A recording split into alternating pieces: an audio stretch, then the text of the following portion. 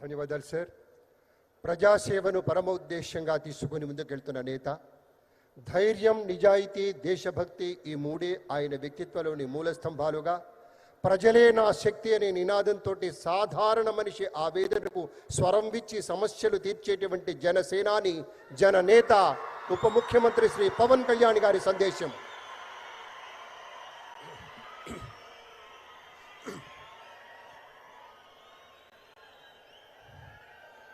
వేదిక పైన ఆసీనులైన మనందరికీ స్ఫూర్తిదాయకమైన నాయకులు, మన గౌరవ ప్రియతమ భారత ప్రధాని నరేంద్ర మోదీ గారికి 5 కోట్ల ప్రజల తరపున, మనందరి తరపున వారికి మనస్ఫూర్తిగా హృదయ నమస్కారాలు తెలియజేసుకుంటూ స్వాగతం పలుకుతున్నాం. వేదిక పైన ఆసీనులైన గౌరవ రాష్ట్ర గవర్నర్ గారికి, అబ్దుల్ నజీర్ గారికి నా హృదయపూర్వక నమస్కారాలు.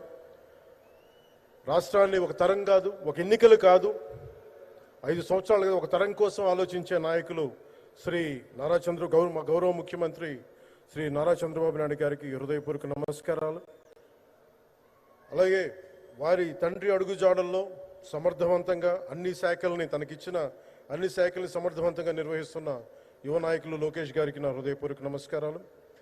వేదిక పైన ఆసీనులైన కేంద్ర మంత్రివర్యులందరికీ, సహచర మంత్రివర్గ సభ్యులకి, ఇక్కడికి విచ్చేసిన శాసనసభ్యులందరికీ పేరు పేరున హృదయపూర్వక నమస్కారాలు.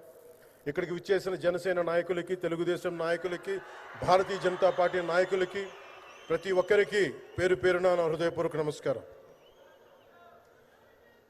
మనకి ప్రధానమంత్రి గారిని ఒకటే ఒక పదంతో పిలుస్తాం, కర్మయోగి. ఏ ఫలితాలు ఆశించకుండా దేశ సేవే పరమావధిగా ఆయన ఆలోచిస్తూ, ఎలాంటి లాభాపేక్ష లేకుండా కేవలం ధర్మాన్ని పట్టుకొని డ్యూటీని, కర్మని ఏమాత్రం ఆశించకుండా చేస్తున్న అలాంటి వ్యక్తి మనం ఈ సమయంలో ఈ తరానికి వారు దిశానిర్దేశం చేసే విధంగా ప్రధానమంత్రి స్థాయిలో ఉండటం మనందరం చేసుకున్న అదృష్టం. One who performs duty with truth, righteousness and discipline without attachment to results and dedicates action to the protection of those of the motherland attains eternal glory. The statement perfectly describes Honorable Prime Minister Shri Narendra Modi ji. Our Honorable Prime Minister Shri Narendra Modi ji is not just leading a government. ఆయన ప్రభుత్వాన్ని ఒకటే నడపట్లేదు, 2 తరాలని నడుపుతూ ఒక alpha రాబోయే ఇప్పుడు పుట్టిన బిడ్డలకి దిశానిర్దేశం చేస్తున్నారు. అలాంటి మన ఆత్మనిర్భర్ భారత్ ఎవరి మీద ఆధారపడకుండా దేశం తలెత్తి చూసేలాగా మేము సేవకులం కాదు, మేము భాగస్వామ్యం వహిస్తాం. మేము దేశానికి, ప్రపంచానికి దిశానిర్దేశం చేస్తాం. భారత్ అగ్రగామి, అంతేగాని కూర్చోబెట్టి చేతులు మడుచుకొని మేము భయపడతా ఉండే దేశం కాదు. తలెత్తుకొని పొగరగా, ఒక దేశపు జెండా ఎంత పొగరుగా ఉంటుందో అంత పొగరుతోటి భారతదేశాన్ని ప్రపంచ పటంలో నిలబెట్టిన మోదీ గారు మనకి ఈ రోజున ఈ కార్యక్రమానికి విచ్చేసి, ప్రత్యేకించి మొన్న గూగుల్లో వచ్చింది, అలాగే ఈ రోజున ముఖ్యంగా దాదాపు 13,000 కోట్ల పైచిలుకుతోటి ఈ రోజున మనకి పెట్టుబడులు వస్తూ ఉన్నాయి. దాంట్లో ప్రత్యేకించి ఉరవకంలో 4,000 కోట్ల రూపాయలు పెట్టుబడి మనకి. ప్రత్యేకించి ఈ రోజున మనకి జిఎస్టీ పన్నులు ఎప్పుడు పెరగడమే తప్ప ఇప్పుడు తగ్గవు. అలాంటి పన్నుల భారాన్ని మనకి మోదీ గారు వచ్చాక దాదాపు ప్రతి కుటుంబానికి సంవత్సరానికి, ఇందాక సోదరు లోకేష్ గారు చెప్పినట్టుగా, ఒక 20,000 రూపాయలు ఆదా చేసుకునే అవకాశం కలుగుతుంది. ఇది జిఎస్టీలో విద్య కానీ వైద్యం ఖర్చులకు భారం నుంచి సామాన్యులకు ఉపశమనం కలిగిస్తుంది. ఆరోగ్య బీమా, జీవిత బీమాపై జిఎస్టీ పూర్తిగా తొలగించడంతో పాటు వార్షిక ప్రీమియం 3,000 నుంచి 4,000కు తగ్గి అందరికీ ఇది అందుబాటులో ఉంటుంది. అలాగే విద్యార్థులకు కావచ్చు, ఇలాంటి ప్రతి ఒక్కరికి కూడా అన్ని రంగాల వాళ్ళకి ప్రత్యేకించి మనకి జిఎస్టీ వల్ల లాభాలని అందరికి అందించేలా ముందుకు తీసుకెళ్తే ప్రతి ఒక్కరికి, గౌరవ ప్రధానమంత్రి గారికి, దీనికి సహకరించిన గౌరవ ముఖ్యమంత్రి శ్రీ నారా చంద్రబాబు నాయుడు గారికి, ప్రతి ఒక్కరికి నా హృదయపూర్వక ధన్యవాదాలు తెలుపుకుంటూ,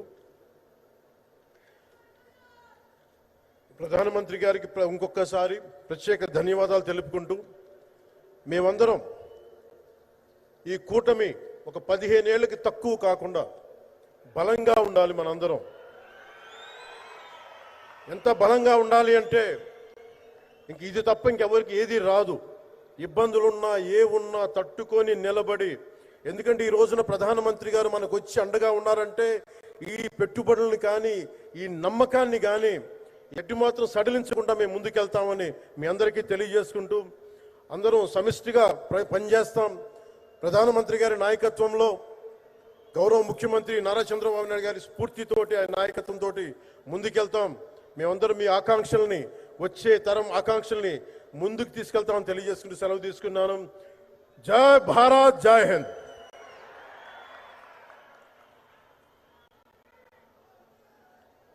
అనేక ధన్యవాదాలు సార్.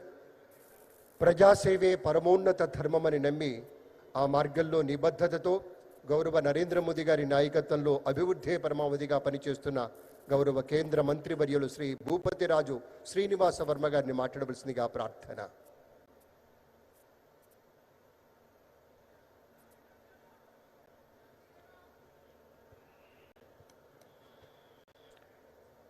గౌరవ ప్రధాని మంత్రి, భారతదేశాన్ని వికసిత భారత్ దిశగా నడిపిస్తున్నటువంటి మన ప్రీతమ నాయకుడు శ్రీ నరేంద్ర మోడీ గారికి, గౌరవ రాష్ట్ర గవర్నర్ శ్రీ నజీర్ గారికి, అప్పుల్లో కూరుకుపోయినటువంటి ఆంధ్రప్రదేశ్ రాష్ట్రాన్ని చక్కటి విజన్తో ముందుకు తీసుకెళ్తున్నటువంటి గౌరవ రాష్ట్ర ముఖ్యమంత్రి నారా చంద్రబాబు నాయుడు గారికి, రాష్ట్ర ఉప ముఖ్యమంత్రి జనసేనాధిపతి అయినటువంటి శ్రీ పవన్ కళ్యాణ్ గారికి, వేదికపై ఉన్నటువంటి గౌరవ కేంద్ర మంత్రులు, రాష్ట్ర మంత్రులు, ఇతర ప్రజాప్రతినిధులకు, వేదిక ముందున్నటువంటి అశేష ఆంధ్ర రాష్ట్ర ప్రజానీకానికి అందరికీ కూడా హృదయపూర్వక నమస్కృతులు తెలియజేస్తున్నాను.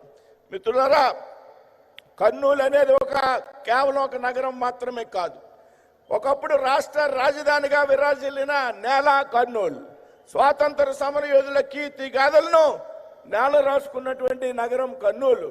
అదేవిధంగా సత్యశోధనకు, త్యాగానికి, నిబద్ధతకు చిహ్నమైనటువంటి కర్నూలులో గౌరవ ప్రధానమంత్రి నరేంద్ర మోడీ గారు తీసుకున్నటువంటి నెక్స్ట్ జనరేషన్ జిఎస్టీ సంస్కరణను పురస్కరించుకుని నేడు సూపర్ సేవింగ్స్ మహాసభను నిర్వహించుకోవడం యావత్ కర్నూలు జిల్లా ప్రజల వాసులు కూడా సంతోషించదగ్గ విషయంగా నేనైతే భావిస్తున్నాను. గత ఆగస్టు 15 స్వాతంత్ర దినోత్సవం నాడు గౌరవ ప్రధానమంత్రి మోడీజీ ఎర్రకోటపై చేసినటువంటి చారిత్రాత్మక ప్రసంగంలో భాగంగా దీపావళి నాటికి జిఎస్టీ సంస్కరణను తీసుకువచ్చి ప్రజలకు పెద్ద ఎత్తున జిఎస్టీ రాయితీలను కల్పిస్తాననేటువంటి విషయాన్ని హామీ ఇవ్వడం జరిగింది.